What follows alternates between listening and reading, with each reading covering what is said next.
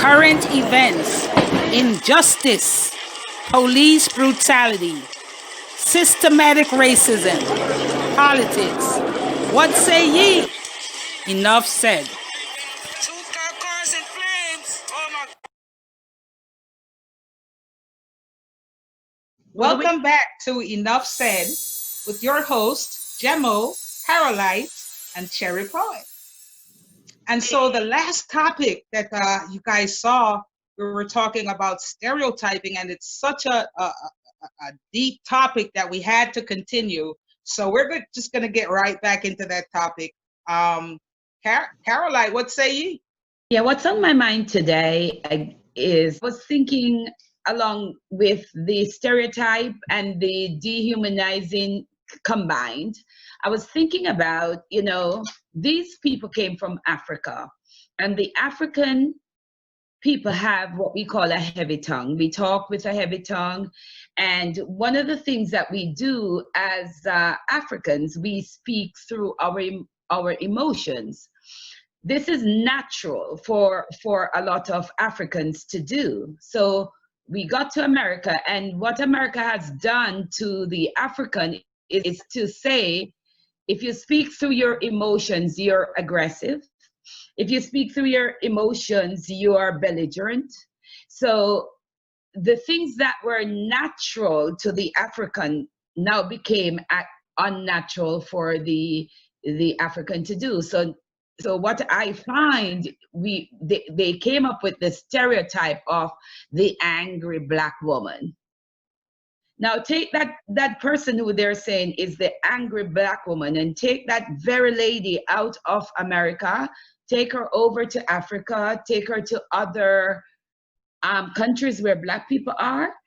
They don't see her as the angry Black woman. They just will see a person who may be upset. They might see a person talking with their emotions, but it's not such a negative stereotype. And they use these stereotypes now to dehumanize them again. The stereotype is used to dehumanize persons. Let me just say that Africans traditionally, as you know, Black people have wider nose. We have grown up not to appreciate our nose because they think it's too wide, but it's even better for breathing in a lot of instances. And because the shape of our nose is such, when we enunciate, we are going to enunciate with a less nasal talk. For example, if you hold your nose and you talk like this, you're going to sound a little bit more nasal, a little thinner. But if you let your nose go, you sound like this. So I'm kind of agreeing with you here, Caroline. If you talk the way we talk, with the nostrils that we have, with the upbringing that we have, and we're sometimes flaring our hands, because some people talk with their hands. Why are they always saying we're aggressive? That's our natural way to talk. And it goes back to cultural sensitivity training, because if we have to learn the white man's ways, and that the fact that they're talking soft doesn't mean they're passive and you can step all over them. Some of them are talking soft, but they're just as aggressive, or they're just as strong as you are. Adamant. Mm-hmm. Yeah, and adamant in what they're saying. So we have to learn their ways. They should also learn our way, just like the Chinese. If you see a Chinese or Asian person bowing, it doesn't mean that they're submissive. It's just part of their culture. Correct. What say you, Cherry? You said when Africans come to America, when Black people come to America, the white man wants them to behave a certain way and talk a certain way. But then, if that is the case, then what about when in Rome you do as the Romans do? I mean, does that apply? Should we be angry? And the other thing is, the more I watch Black people, especially with all what's going on right now, with all the murders by police and all the brutality and all the crazy stuff and everybody hating on us, I'm sick and tired of explaining. And I feel like why are Black people always explaining themselves? It's almost like you're trying to say, please accept me. You know, I'm human, please. You know, I just wish we did two things: stop explaining ourselves and stop being afraid. And Gemma, I know you want to talk, but I just want to add quickly. You have been dehumanized for so long, you know, you tend to start believing that, and this is what I see in America as well, that the Blacks tend to believe that something is wrong with them. It is always their fault. You know, they're made to believe that it is always something about them. And therefore, they get into this submissive state of mind. Please accept me. Don't shoot. Don't. All we want to do is to be accepted. You know. And what we have to realize is, the idea of the white man is simply this. This is what's in. I believe is in a lot of the mentality of most whites. They have been taught if it's not white, it isn't right. So anything opposite white, whether it's the way you talk, the way your hair is, if your hair is nappy and not straight, if you are, like you say, if you show emotions in your voice, which most the collective most might, can be calm and whatever. So whatever it is that is natural to the Black person to do, that is opposite how the white person would do it, then it's now deemed wrong. And let me just say this, going back to Cherry's point about when you go to Rome, you do as the Romans do. Now, first of all, we Black Africans didn't go to Rome, they brought us here.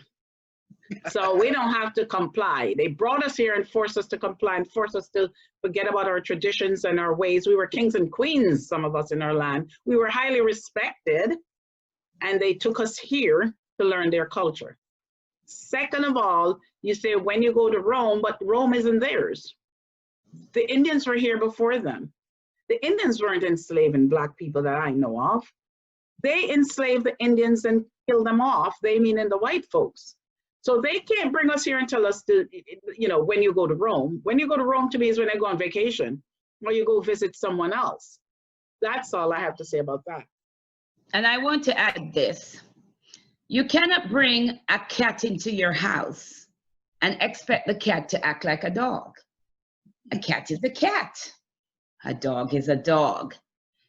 For you to bring Africans to America, now you're expecting the African to act like a Caucasian.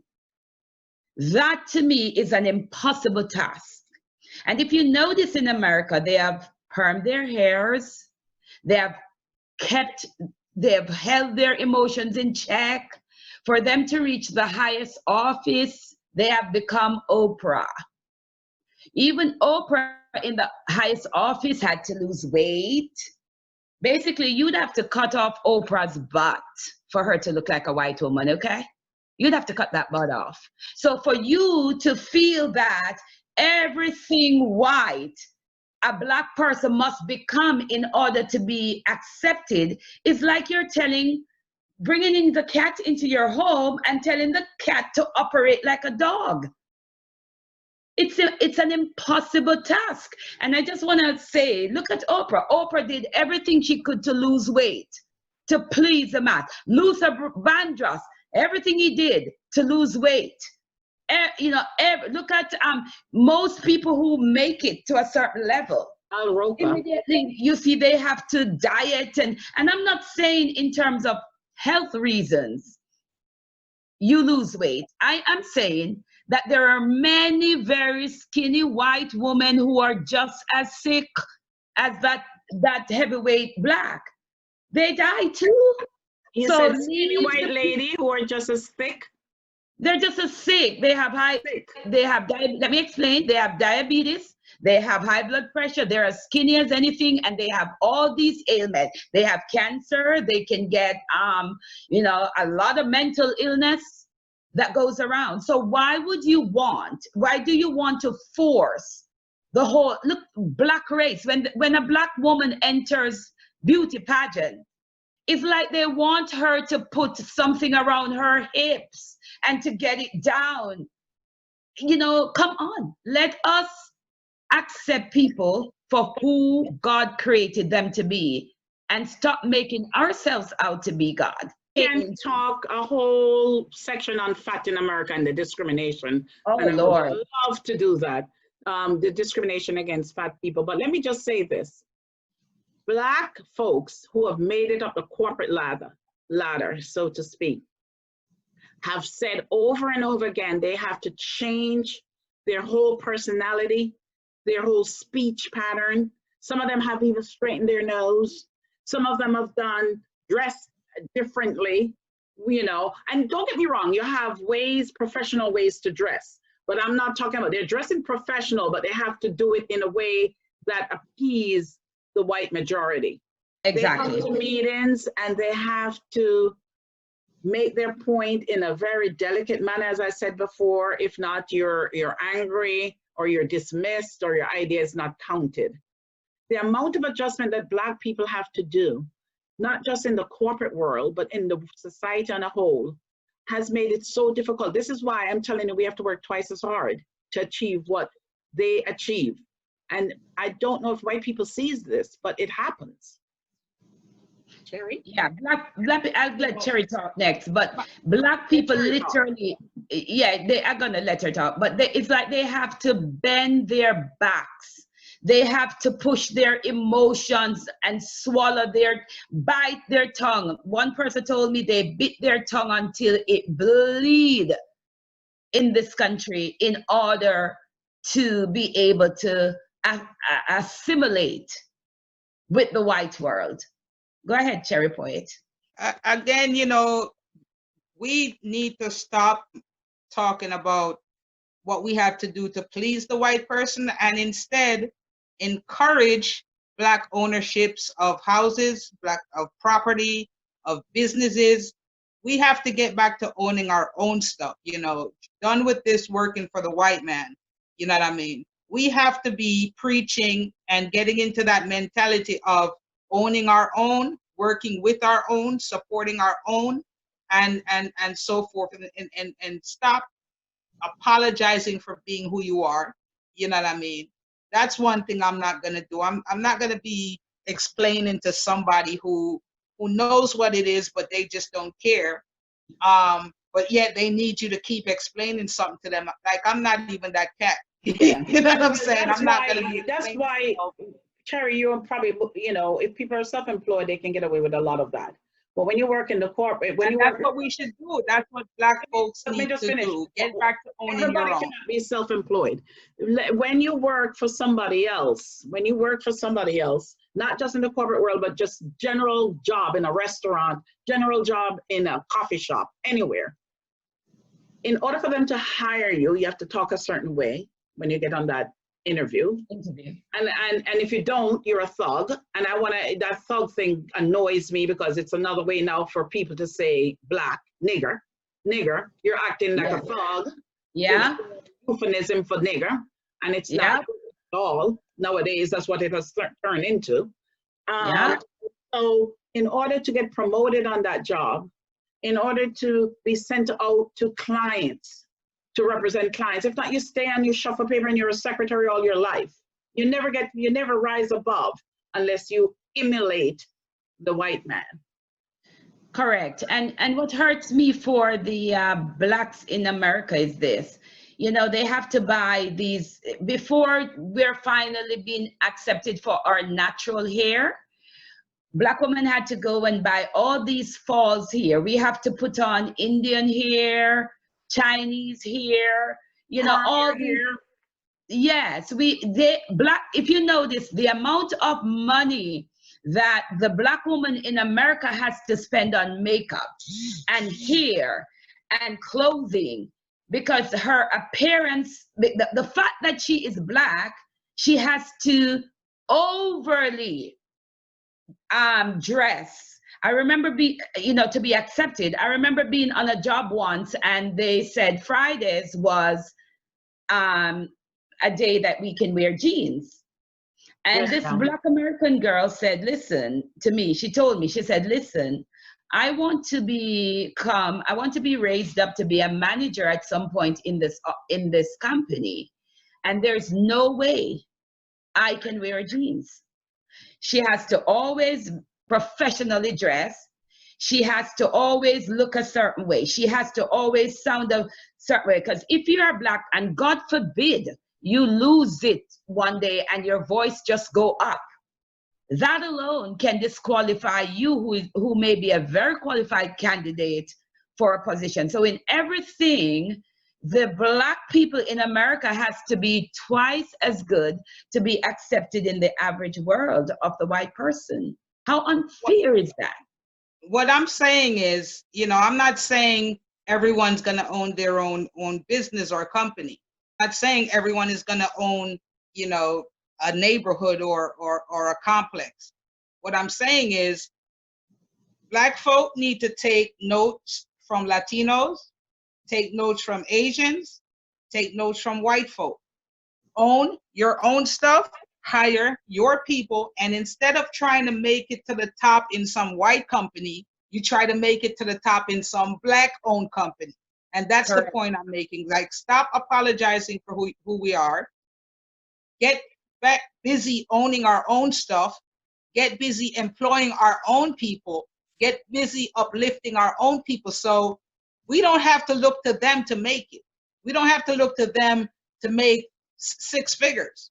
Because if we work for our own companies and support our own Black people and live in our own, buildings that's owned by Black people, we can up the ranks just the same, and we could get to a point where we don't need their money. We don't need to have to work for them in order to be somebody. That takes me to the point of boycotting these businesses and buying Black. And that's why we have that blockout date, July 3rd through July 7th. I hope it happens every year, where we should either buy Black or don't buy at all.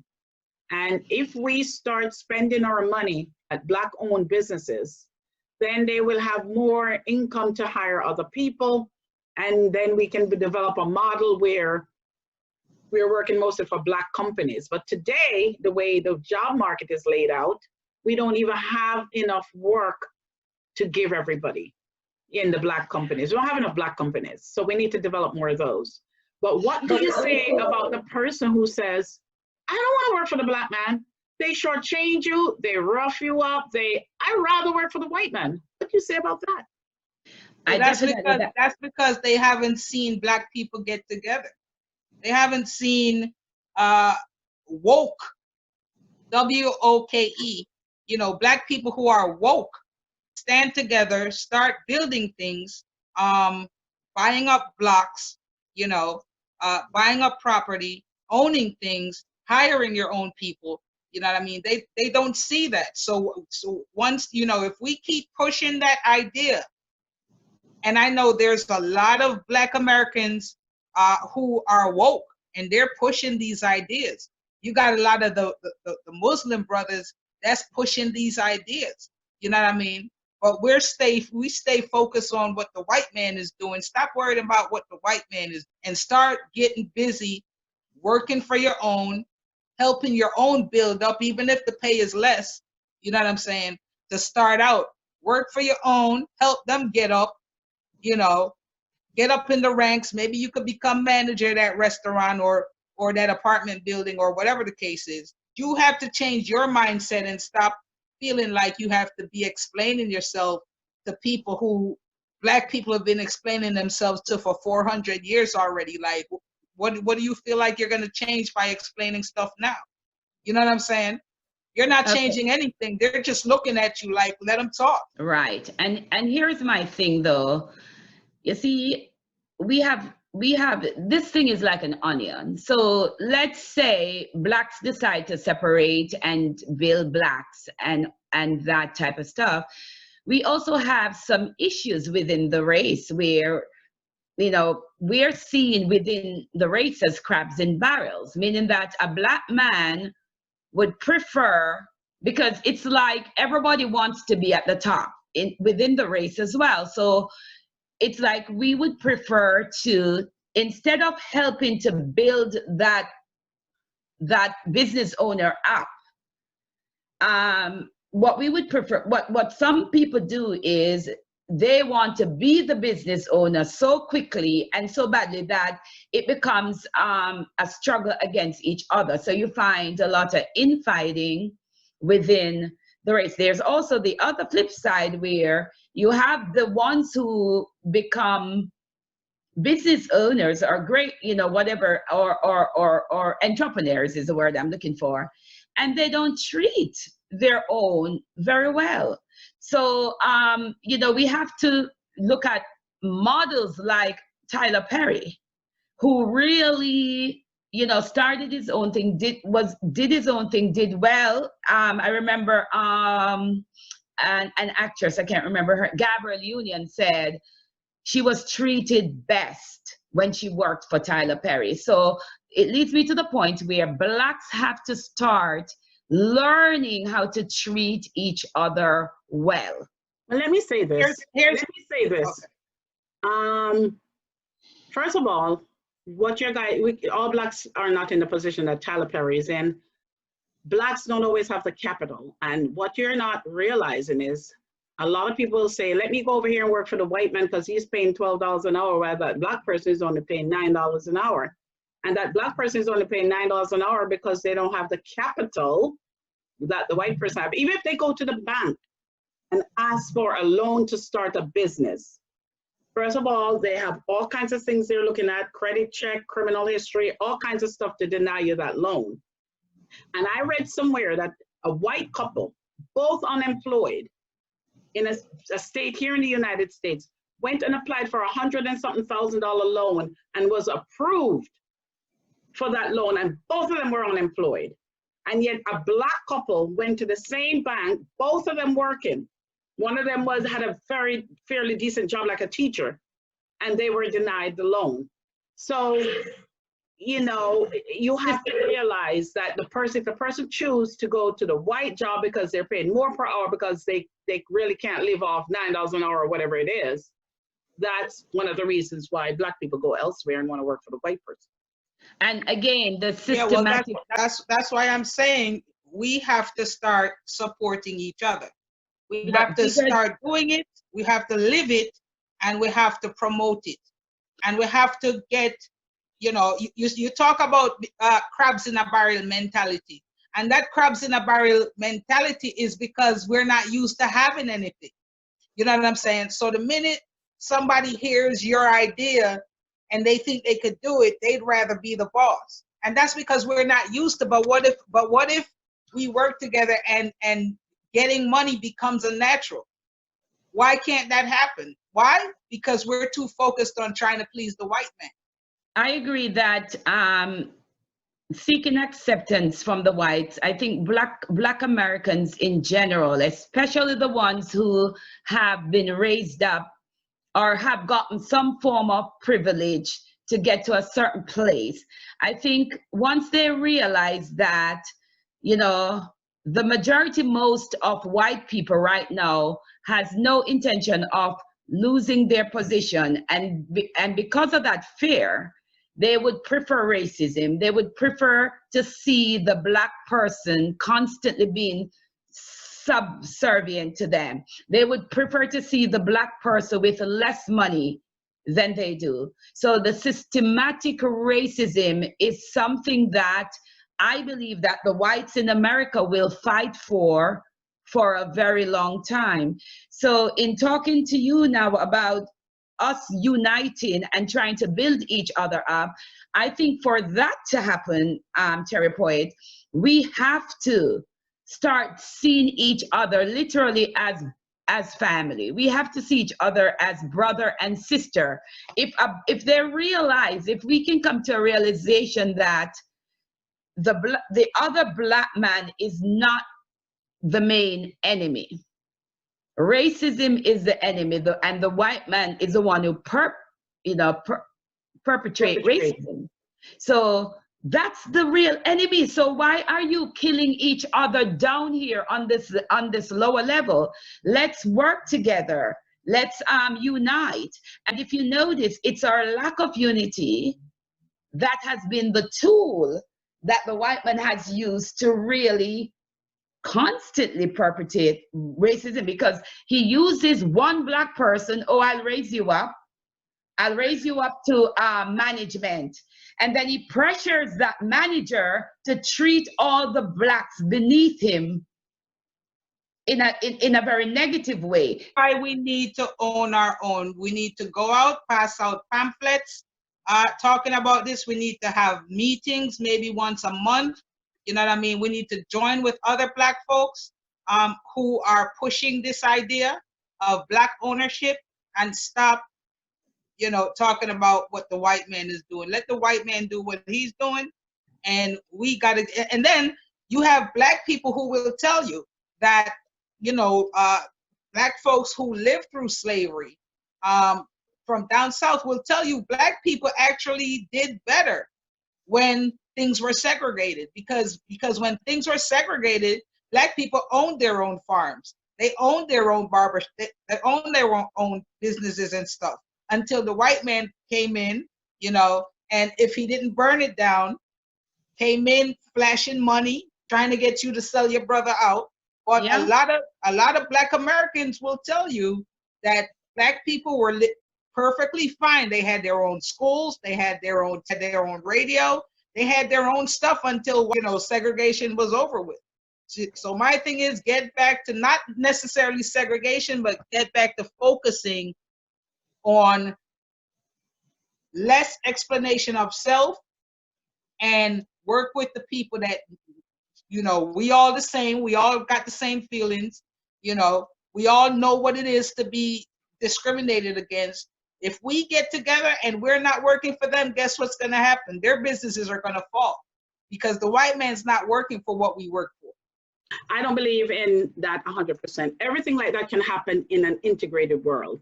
And if we see each other as people, we have to teach the white people. I don't know why we don't, that we are people. We have to let them learn that. And a lot of the young ones are now, so let me make a disclaimer. There's a lot of white people are in our corner. We're not here for separation. We can have our own business within an integrated society. All we want is the same opportunity that the white man had to start their business, so we can start, so that if we're 12% of the population, which I don't believe we are, because we were 15 at one point and we have more babies than them, and now we're down to 12, we're undercounted, we don't even participate in the census. But I say that to say, it's got to be just not a white and black thing, and black is doing black and white is doing black. It's got to be integrated, it's got to be fair, it's got to be proportionate. That's what I agree with. Okay, what I'm going to say is, when we start our own thing, I can guarantee you they will come, because this is what the whites do in societies all over the world. Is, for example, the blacks had started their own baseball league. When they were not allowed to play in the white man's baseball league, they started their own league. They started their own football teams.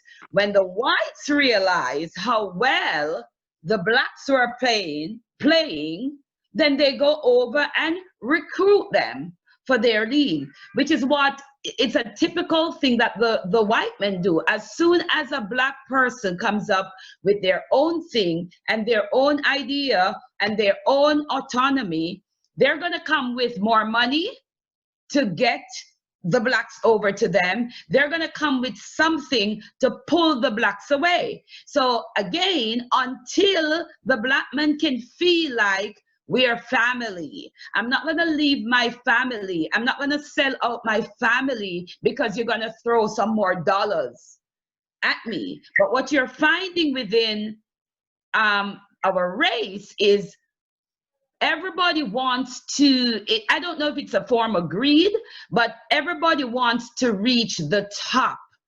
Everybody wants to enter the white man's world and be living like the white man. And you're not finding a lot of black people who have gained a lot of money just saying, okay, I'm gonna continue to live, you know, at a certain level and use what I have to empower my race as a whole. And the problem with that is, I believe that that happens in all Black country as well. People want to be at the top. They don't want to work. Right. So I don't think that's a white and Black issue. What I believe that in this country, America, which I find to be one of the most racist countries in the world. I don't know about South Africa because I've never been there. But when I travel to other European countries and I come back to America, I feel the racism more here than anywhere else in the world. What I believe is that it should be integrated.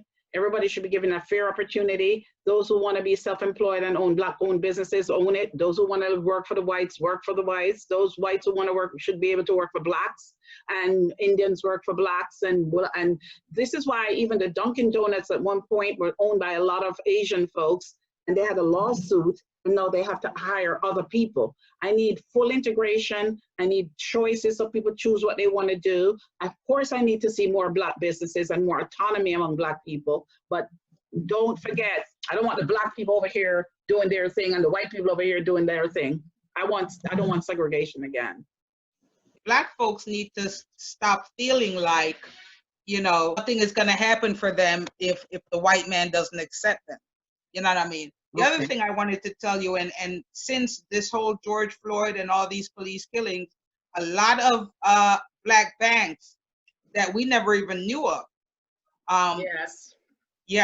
have been getting a lot of people coming in there. People are like really upset about all what's going on, and people are finally thinking to themselves, we need to go Black. We need to support our own. I agree. And if somebody's successful and they're doing well, help the next man.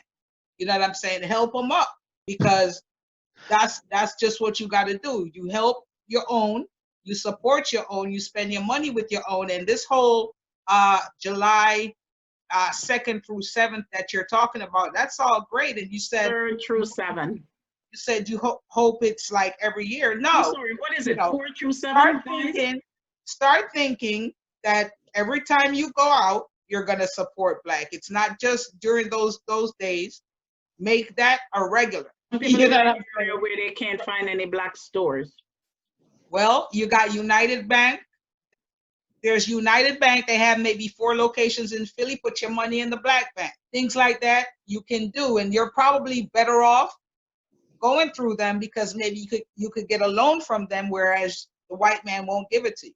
You see what I'm saying? I honestly feel that Black people need to embrace their Blackness. If we take off the weaves, the wig, we go back to our natural who we are. We can save a lot of. I mean, I'm not talking about people who have alopecia or has to wear a wig. Perms. Some people just have their natural Black hair, but they perm it. Cut out all that. Cut out the things that you have to spend money on. Why are Black people in America buying bags that say Gucci and Louis Vuitton for what? It's just a pocketbook. It's going to carry what you need to carry. My pocketbooks are all $5 to $10, and I don't see any other pocketbook out there that can carry something that my pocketbook doesn't carry. Yeah, but if somebody can afford it, why not? Why are we shopping with these companies are in turn becoming rich, and then because of their money, they can turn around and use it against hiring Black? If you had a Black company, when what they buy Nike or what are the Black owned by Kanye West? What's his sneakers called again?